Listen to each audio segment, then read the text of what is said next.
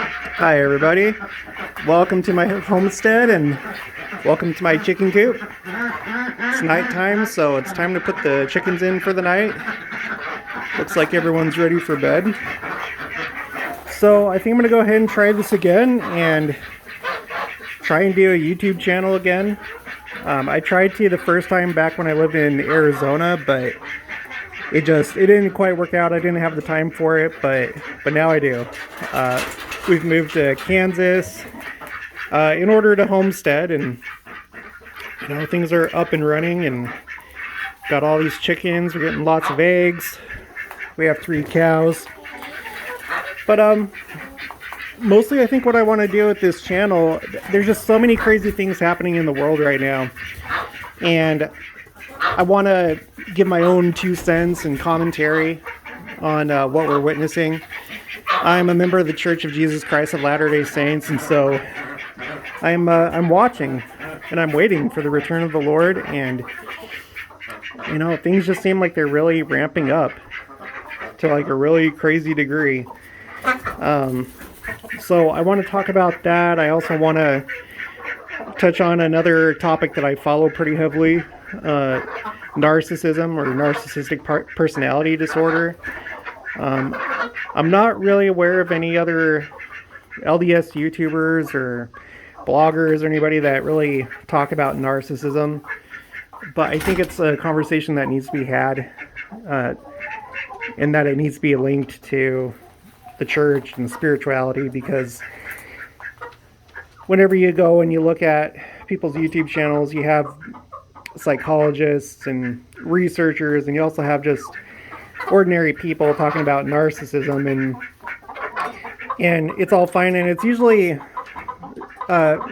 from the perspective of psychology, but I really think that narcissism is mostly a spiritual disorder.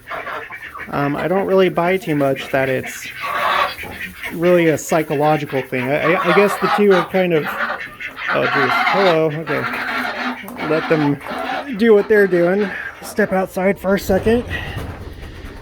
Whew. It's a bit cooler out here. But I want to talk about narcissism and how it relates to scripture and the state of the world, and just all those things. And I might also want to talk a little bit about homesteading. We're just starting out. It's only been basically a year since we started doing this, and don't really know what we're doing. We have already learned a lot of things, but we're newbies. It's me, my wife, we have 3 kids, and we're just conducting this experiment and trying to have a successful homestead. Over there, here, let me walk over here a little ways. You can see our cows. Can you see are there all 3 of them? I can't see. Yeah. The lighter one that's closer to the camera, that's Daisy. She's a Jersey heifer. To the left, you'll see our Holstein. Her name is May, and she is a heifer.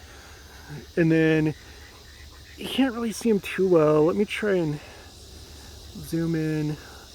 But that smaller one back there, that's our little bull, and he's a Jersey bull. And what we plan on doing is breeding him with probably our Jersey heifer, and if possible with our Holstein over there. But we just, for right now, we want to get milk, and it's probably going to take a while before we do, because he's not quite old enough really to breed. He's been trying and I think that's great, but I think he still has some more growing to do before he's able to do that. So I can't remember exactly when, but I think when I calculated it, it's not going to be until probably like early next year that he'll be able to successfully breed with one of our heifers. And then after that, I think it's like 9 months or so.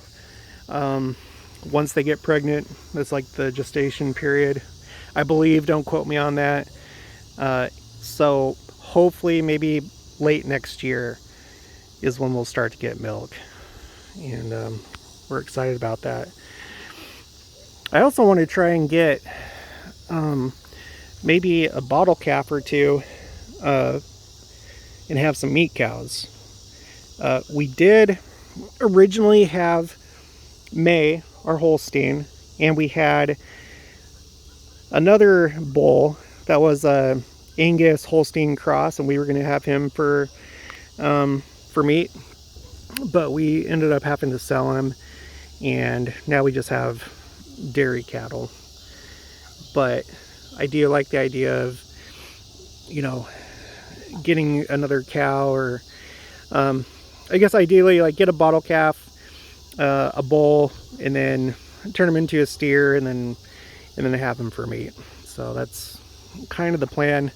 I don't know how long it's going to be before we do that, but hopefully within the next month or two we'll have a new bottle calf or two. Oh, this is our our white-breasted turkey, Elaine. She's very friendly. She'll follow you around and she lets you pet her. She's really sweet. Our girls love her so much, and so does the whole family. So yeah, with upcoming videos I'm gonna just kind of give my commentary about what's going on in the world. Things are pretty wild right now. I watch a lot of the channels that maybe some of you guys do, a lot of the Earth Watch channels that monitor earthquakes and fires and space weather, and things are just, they're off the hook right now. It's crazy, especially with the fires. It's just like the whole world right now is on fire. I remember last year the big thing was Australia, and how, like, I can't remember, it was a third of something that burned. I don't know if it was like the forests. I'd have to look that up, but I know that was like the big fire story last year. Plus, like there's a lot of wildfires in the western U.S., but this year, like, we've outpaced that. And right now the big news is the Dixie fire in California. I think it was today that I saw a video that said that it's now become the biggest blaze in California history. So I don't know what's going to happen the rest of the year, but I think these are all signs of the times and that we need to be watching. I follow prepaid preacher Palmer. It's kind of hard to say. I just call him Palmer. I think that he has a really good channel. He has a lot of really good information. I've also followed Jody Stoddard. She put together a timeline for the second coming that I think is pretty accurate. You know, there's talk about the 7-year tribulation period that may have started with the Great American Eclipse. And then there's going to be the second eclipse that happened 7 years later, that we're all looking at in 2024. And we're just about in the middle of that. And, you know, it does seem like right now is a significant time. There's also the talk of the half hour of silence in heaven, which, according to scripture, if you do that calculation, since God's time is 1,000 of our years equals a day of God's time, when you do the calculation, a half hour equals 20.83 years, I believe. So about 21 years. And some people believe that in our church that the seventh seal, because the seven seals that are mentioned in the book of Revelation, in our church, the Church of Jesus Christ of Latter-day Saints, we understand that to mean that each one represents 1,000 years, and that around the year 2000 is when the seventh seal opened. Not everybody agrees with it. There's members of the church that believe that we're still in the sixth seal, or even the fifth, because they believe that certain things need to literally happen before we can go into the seventh.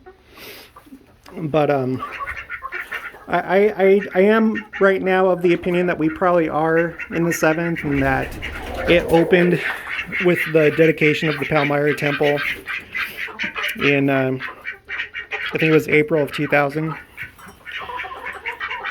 So it seems like we're at a pretty critical point right now in respect to things that are happening before the Lord's official second coming. And so I just want to explore some of those topics and give my opinion. Like I said, I want to talk about narcissism, and want to talk about homesteading too, and just maybe share some of the lessons that we've learned.